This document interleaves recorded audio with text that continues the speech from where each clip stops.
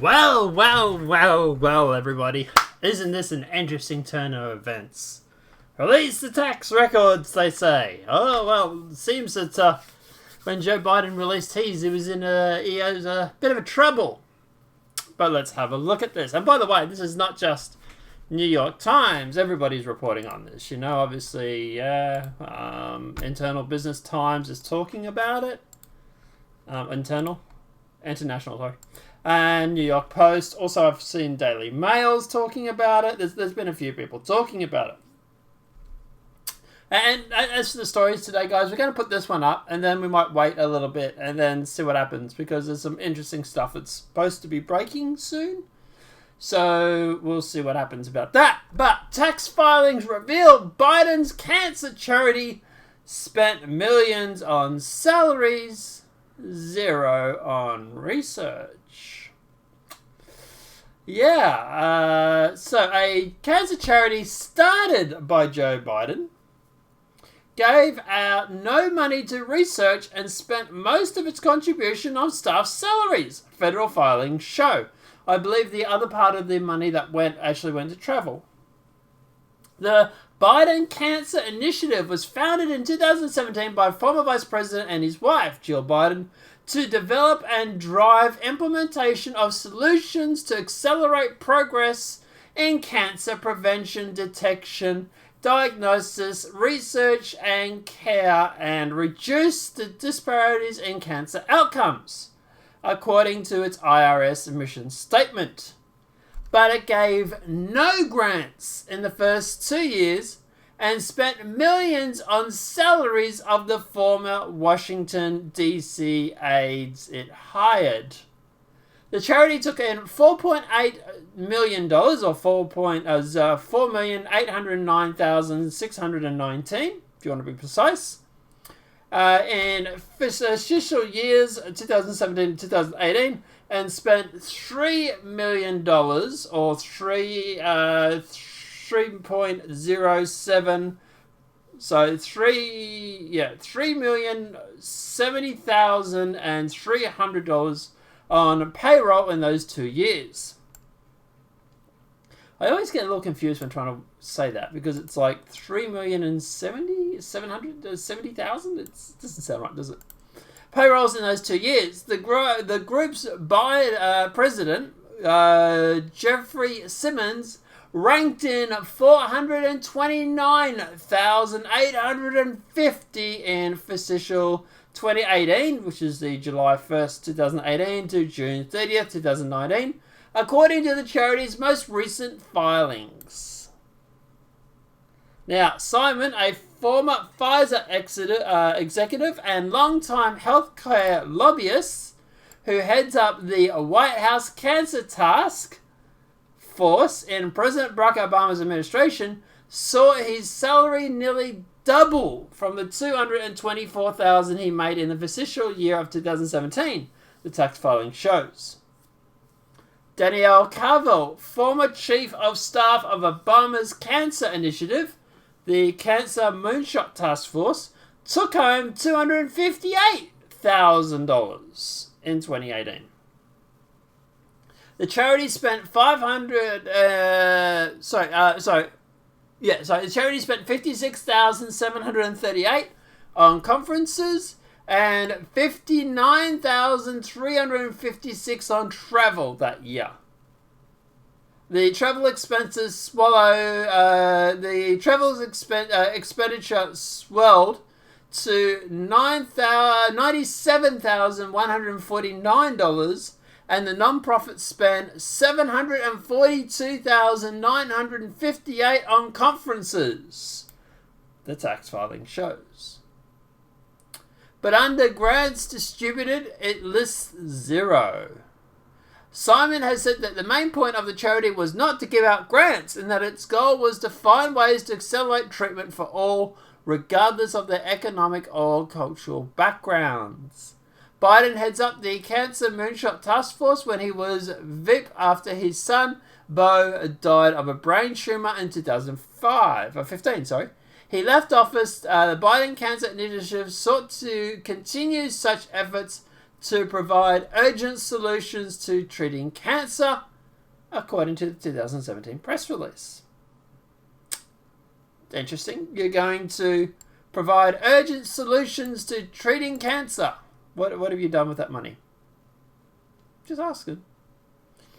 Biden stacked the board with leading oncologists and celebrity cancer survivors, including musician Jimmy Gomes from the Black Eyed Peas.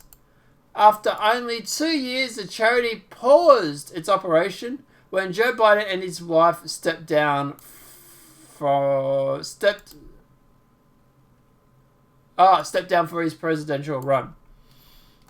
Although the organization is still officially active, according to the IRS, Simon said in a 2019 interview that without Biden at the helm, the charity has lost its edge. We tried to power through, but it became increasingly difficult to get the traction we needed to complete our mission, he told AP in July 2019. Neither Simon nor Biden could be reached for comment last week. It's probably because he's still hiding in a basement. Look, at the end of the day, as for this, so basically what you have here is you have the Bidens, for the lack of a better word, using their dead son as a pay pig. Yeah, I'm calling it as it is. They went through and they developed this charity on the back of their dead son to help cancer. And anybody that's went to any of these speaking tours from Biden, for some reason, if you're in my comments, let me know. I imagine he probably told you the story about his dead son, Beau, right? Probably got you to donate so that your son or someone else's son wouldn't be in the same situation as Beau, right? Like I said, profited from his dead son. We know the Bidens are corrupt. Beijing Biden, for example. But there has to be a new circle of hell added for people that trade their dead son for a fistful of cash. Just calling it as I see it. To me, this looks like a money laundering operation. In my view, it's a money laundering operation. What you do is that you have a whole bunch of people who are going through and who want to do, and I think it was Six Sachsenhammer said this. Sorry guys, I'm really tired. But Six Sachsenhammer said this. He said that at the end of the day, what you do is you get, it might have been Simple or Six, one of them, was talking about this. And they said that at the end of the day, what you do is you get a bunch of people who want to give money to Biden, for example, right? So what they'll do is they'll say, oh, hey, you know, like I work for Pfizer, for example, right? It's down here. What I'll do is I want this drug to pass the US government, but it has some side effects. But I'll tell you what, if you pass this drug, I'll give you, your charity, $400,000. Biden, for example, will go, done. Drug, consider it done. Drug passes the FDA with some side effects, but still passes. Now you're probably sitting there thinking, okay, well, that $400,000 doesn't go to Biden. How does Biden get the money? Quite simply, in salary.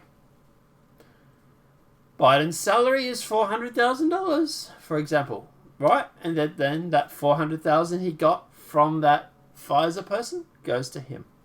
So it's dispersed out into salary, and it's a way of legally bribing people when it comes to the Washington deep swamp.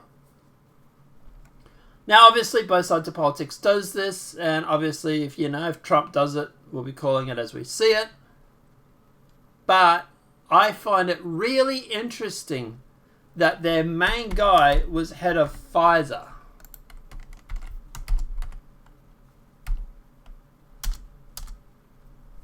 Where is it?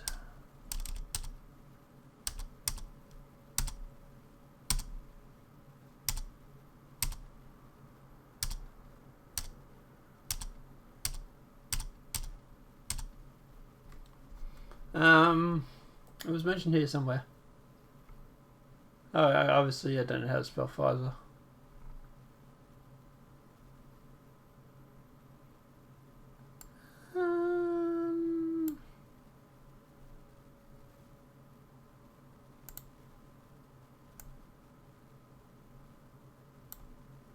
Yeah, here it is here. Simon, a former Pfizer executive and longtime healthcare lobbyist who ended up in the White House Cancer Task Force. He literally has employed lobbyists into his charity. Now look, obviously the left who will try and justify this will turn around and say, it's just how it's played. This is how it's done. What do you guys think is the chances of someone from Pfizer wanting to help cure cancer? You know, if I had to guess, let me guess is...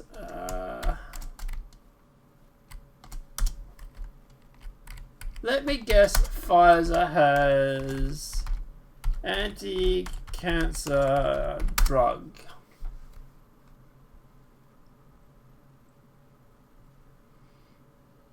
Everything I find at the moment is about Cove.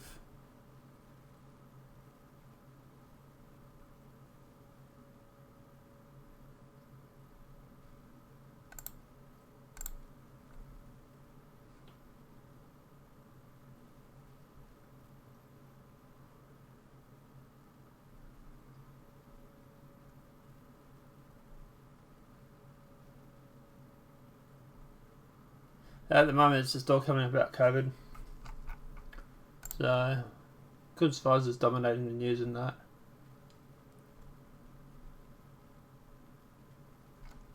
But anyway, yeah. I imagine... obviously, I don't know for sure, right? But I imagine that Pfizer would not be interested in curing cancer.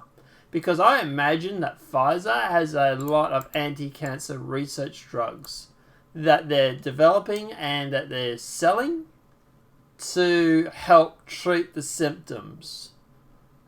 These companies here, they don't care about getting rid of cancer. They don't want to get rid of cancer. Cancer's a cash cow, right? It's great for them. So why would someone who's healthcare lobbyist, and who headed up the White House Cancer Task Force in President Barack Obama's administration, why would he want to cure cancer? Why would he want to help cure cancer? Well, I can give you 400 and something thousand reasons for it. But, you know. Because, yeah, look, at the end of the day, obviously, this is bad for Biden. But here's a question for you. Do you think they're going to use this to get him out of the White House if he takes office? At the end of the day, look, as for the election, obviously it's still running. Trump's still not out yet. Sidney Powell is talking about they've got something big. So we'll have to see what happens about that. But they are running out of time. And they do need to get it out. But obviously if it does break, we'll obviously talk about that. As for this, guys, look, am I surprised? No. We knew Biden was corrupt. This is just, the swamp. This is Washington swamp. This is how the deep state gets their claws into you. The deep state gets their claws into you because at the end of the day, you're corrupt. You are compromised. And this is how they will then come up to you later and say, we want to go to war. Biden might turn around and say, no, I don't want to go to war. The deep state will turn around and say, well, this $400,000 that you paid out to this guy? Looks like a bribe to me. We might want to go through and investigate that. All of a sudden, Biden's like, hey, whoa, war, you say? I love war. And that's what they tried with Trump, right? With the whole Russia and everything like that. When Trump pushed back and why Trump wasn't interested in going to war or any of that sort of stuff, we'd always find that this Russiagate would flare up its head. And ended up being a great big nothing burger. At the end of the day, that's what it was. It was a way of controlling Trump. There's no big secret that the Russia investigation ended just shy of Trump's presidency for the first term at least. Hopefully there's another term. And obviously at the end of the day, I think what they'll do with the second term is that if he does win, is that they're going to claim that he's a legitimate president. Because he tried to get votes cancelled and yada yada yada. So at the end of the day, guys, yeah, this is how the deep state works. They find out something that you're compromised on. They find out something that you're corrupt, and then they use that, or they use the threat of that to go through and to basically force you to do what they want. So they'll turn around and they'll say, well, hey, look, you took in $4.8 million. You paid $3.5 million in salary and another $1.1 million in conferences and travels. That probably needs to be investigated if you don't go to war. And that's what they do. That's how they do it. That's why they couldn't do anything with Trump, because he wasn't corrupt. Guys, let me know what your thoughts are in that comment section below. If this video has been helpful, please smack that like button. If you're new to the channel, welcome and subscribe. Apart from that, guys, obviously the videos will be uploaded today, another 2 probably. We're just waiting on some news to happen. Apart from that, have a great night, enjoy yourself, and I'll see you in the next video later today. Enjoy.